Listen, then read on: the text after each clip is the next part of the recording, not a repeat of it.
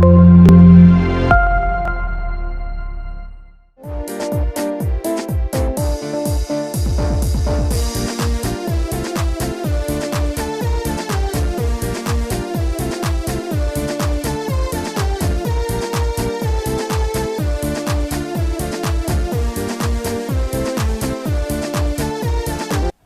and a warm welcome to this edition of Focus. To present the program, my name is Nkhuwa.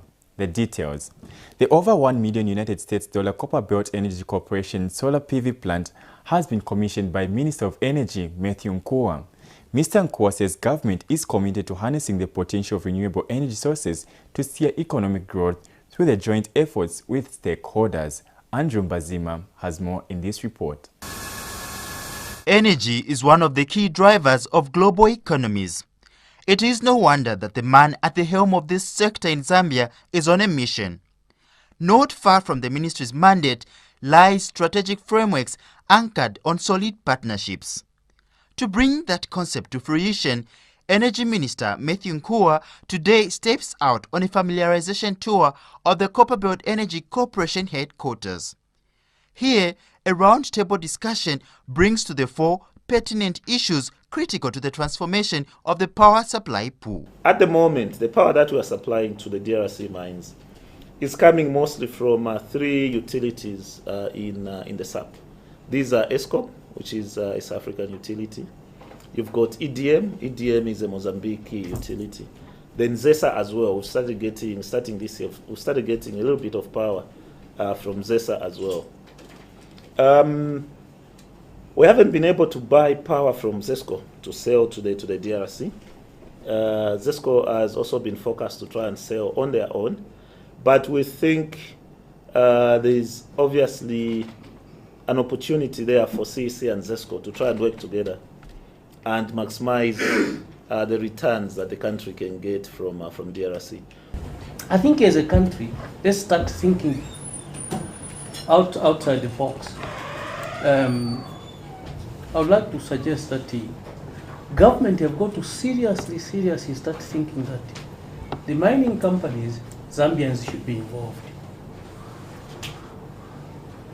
Because that's when some of the returns which the mines are making will be in country. With an array of both the challenges and successes recorded by CEC over time, government is keen to ensure a win-win situation prevails.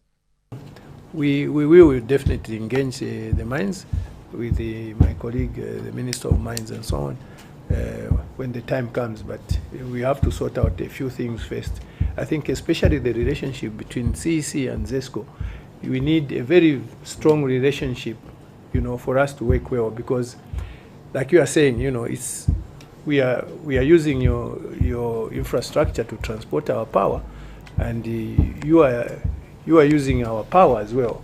So we must come to a certain point where we have a win-win situation, and once that happens, then I think everybody will be happy. The minister's visit did not end in the confines of this boardroom. The entourage made their way to the ultra-modern control center, crucial to CEC's operations. An important feature of this power generation, transmission, distribution and supply company is the biodiesel processing plant. CEC operates a biodiesel refinery with a capacity of 900,000 liters per annum to produce an environmentally friendly but also low-cost fuel.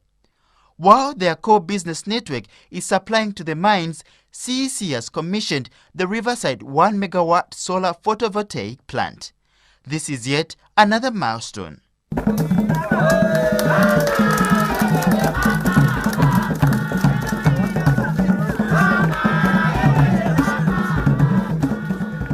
What is most exciting is that CEC developed this project with its own financial resources and deployed a substantial amount of local skills and labor.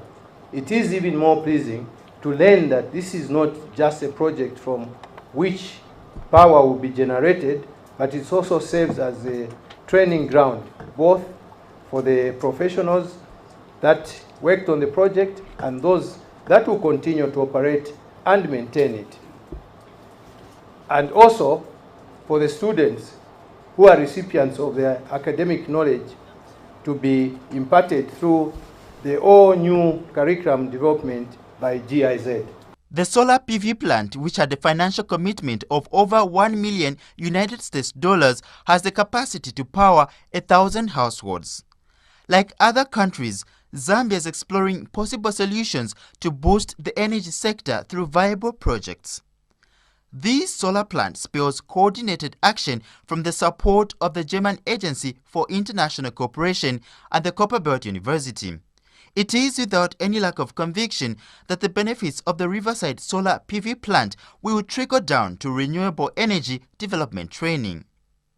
The speed and accuracy of the project development clearly shows the good cooperation of the Zambian and German partners, through also the attractiveness of photovoltaic solutions in Zambia to be a quick addition to Zambian energy mix.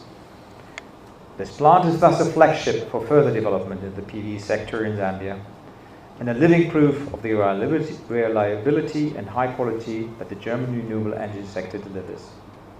It underlines the technical feasibility of solar PV technology for Zambia, not least because this project is the biggest solar plant in Zambia up to today. For Germany, the message is clear. We will continue and intensify our bilateral cooperation on renewable energy in the years to come with any stakeholder interested in this country. This Copperbelt University, and through the School of Engineering and the other schools, we are extremely interested in the whole issue of renewable energy, clean energy. I can tell you that the School of Natural Resources, School of Engineering, and the School of Mathematics and Natural Sciences are the lead schools in this particular issue. To the extent that very soon as you come into Kitwe, you shouldn't be surprised to see a largish billboard to say a Center of Excellence. CEC envisions itself to be a leading Zambian investor, developer and operator of energy infrastructure in Africa. Also on the cards are other projects aimed at improving the power generation mix. This 1 megawatt station imprint CEC's intent to actively participate in power generation and the diversification of the national energy mix, both by source and geography. The company's plan is to develop an additional 50 megawatts of solar in the medium term, right here on the Copperbelt. Obviously, we will require your support as government to catalyze the realization of this plant.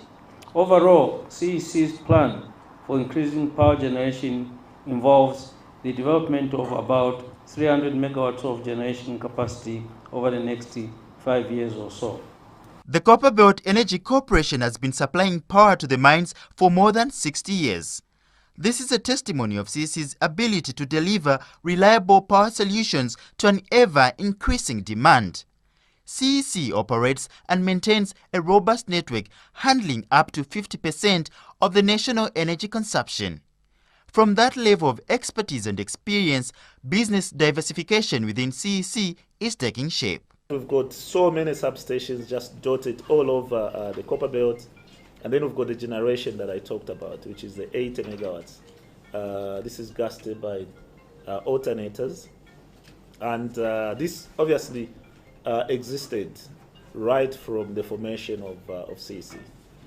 We then invested into what is called optical fiber on power lines, so you can change some of what we call the aerial lines. When you look at the structure of the transmission line, there are two lines or wires that sit right on top. So we changed one of those to optical fiber. Now optical fiber then gives us this telecoms capability for our own operations, but also because the capacity is so much, then we're able to make the excess capacity available for the wider community. And that's how CEC Liquid came into being, as well as HIGH. Private sector-driven investments demonstrates a multi-sectoral approach towards any country's development. For the Copperbelt Energy Corporation, thinking outside the box to pen down and implement practical solutions is non-stop. Andrew Mbazima, ZNBC Focus in Kitwe. Well, that item by Andrew Okwemi wraps up this edition of Focus. Do join us in another broadcast. On behalf of the entire production team, my name is Nkhuwa. Do stay tuned to ZNBC, your public service broadcaster.